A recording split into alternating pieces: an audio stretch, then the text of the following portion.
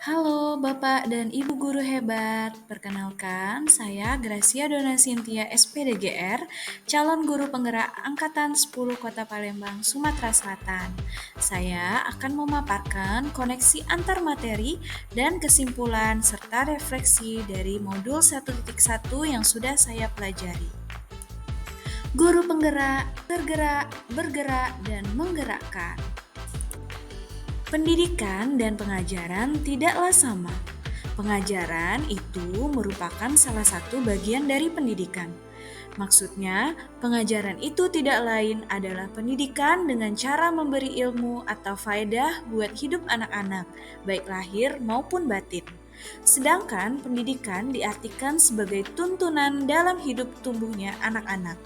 Maksud pendidikan yaitu menuntun segala kodrat yang ada pada anak-anak agar mereka dapat mencapai keselamatan dan kebahagiaan yang setinggi-tingginya, baik sebagai manusia maupun sebagai anggota masyarakat.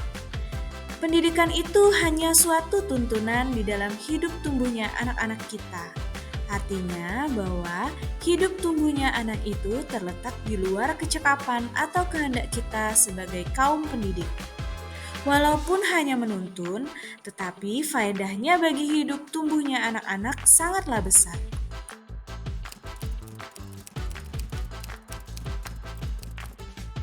Sebelum mempelajari modul 1.1, saya percaya bahwa murid adalah seseorang yang dapat mengikuti apa yang diperintahkan oleh guru.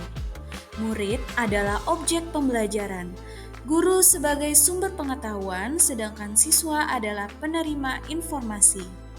Ketuntasan dan kemampuan murid dilihat dari aspek kognitifnya saja, dan semua murid dapat mengikuti cara belajar yang dilakukan oleh guru asal ia memperhatikan dengan sungguh-sungguh dan rajin berlatih.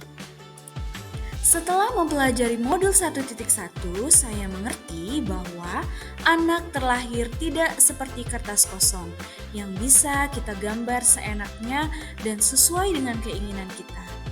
Seringkali kita memiliki rencana-rencana yang sedemikian indah untuk anak-anak kita, termasuk murid-murid kita, tanpa menghiraukan apakah anak dan peserta didik kita itu menyukainya atau tidak.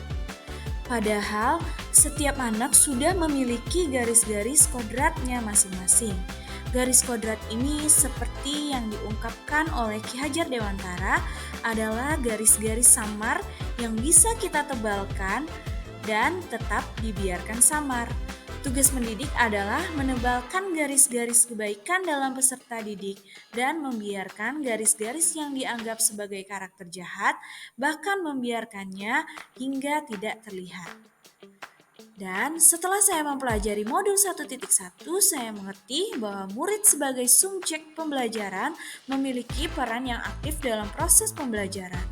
Guru tidak hanya memberikan pengetahuan, tetapi juga mendengarkan, memahami, dan merespon murid sebagai individu. Sebaliknya, murid bukan hanya penerima, tetapi juga aktor yang terlibat dalam menentukan arah pembelajaran. Interaksi dua arah ini memperkaya proses pembelajaran, membuka peluang bagi murid untuk mengekspresikan keinginan dan kebutuhan belajar mereka.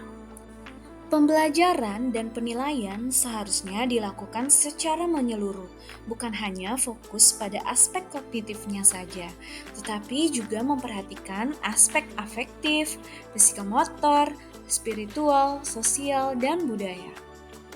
Lalu, setelah mempelajari modul 1.1, saya mengerti bahwa anak-anak memiliki gaya belajarnya masing-masing. Guru mesti mengenal siswanya secara lebih individual untuk dapat menerapkan strategi belajar yang cocok bagi proses perkembangan belajar mereka dan sesuai dengan kebutuhan mereka. Sebelum mempelajari modul 1.1, pembelajaran di kelas saya selalu menggunakan metode pembelajaran yang monoton. Saya kebanyakan menggunakan model pembelajaran direct instruction dengan metode ceramah. Lalu, media pembelajaran kurang bervariasi. Saya biasanya hanya menggunakan PowerPoint atau papan tulis, hanya sesekali menggunakan video pembelajaran atau sesekali melakukan kegiatan praktikum menggunakan alat dan bahan. Lalu pembelajaran di kelas saya biasanya teacher center atau berpusat pada guru dan hanya transfer ilmu. Karena saya ragu terhadap kemampuan siswa dan agar lebih cepat dalam menyampaikan materi. Ketuntasan dalam menyampaikan materi lebih penting daripada memahami karakteristik murid.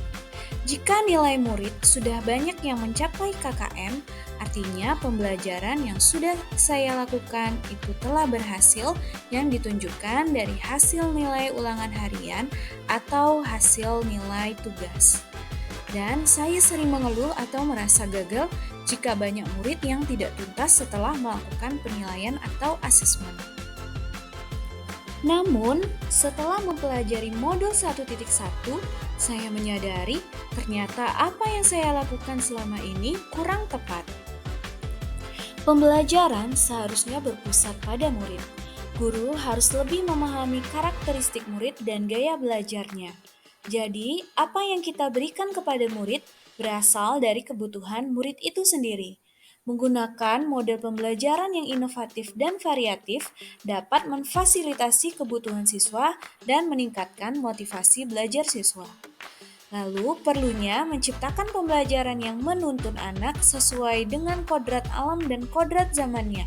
Misalnya dengan cara menyediakan media pembelajaran yang kekinian sesuai zamannya dan kontekstual dengan kehidupan sehari-hari siswa. Dalam pembelajaran, yang terpenting bukanlah penyelesaian materi sesuai kurikulum, namun bagaimana pembelajaran dapat mengembangkan minat siswa dan menyeimbangkan antara perkembangan intelektual dan budi pekertinya atau karakternya. Dalam penilaian, guru tidak boleh hanya memperhatikan aspek kognitifnya saja, tetapi juga melihat aspek afektif dan psikomotornya juga. Selain melihat hasil belajar siswa, guru juga harus melakukan evaluasi diri terhadap pembelajaran yang sudah diberikan. Apakah sudah berpihak pada murid atau belum? Apa yang dapat segera saya terapkan lebih baik agar kelas saya dapat mencerminkan pemikiran Ki Hajar Dewantara? Yang pertama adalah merancang pembelajaran yang interaktif dan menyenangkan menggunakan metode pembelajaran yang inovatif dan variatif sehingga dapat memfasilitasi pembelajaran student center. Melakukan pengembangan diri agar menguasai strategi pembelajaran yang sesuai zaman, misalnya menggunakan media pembelajaran berbasis teknologi. Menerapkan pembelajaran abad 21, yaitu berpikir kritis, kreatif, komunikasi, dan kolaborasi. Memperhatikan karakteristik murid dengan komunikasi yang positif, serta memahami gaya belajar siswa. Dalam melakukan penilaian, tidak hanya terfokus pada aspek kognitif saja, tetapi juga aspek afektif dan aspek psikomotorik. Yang terakhir adalah pembelajaran tidak lagi menuntut, namun menuntun.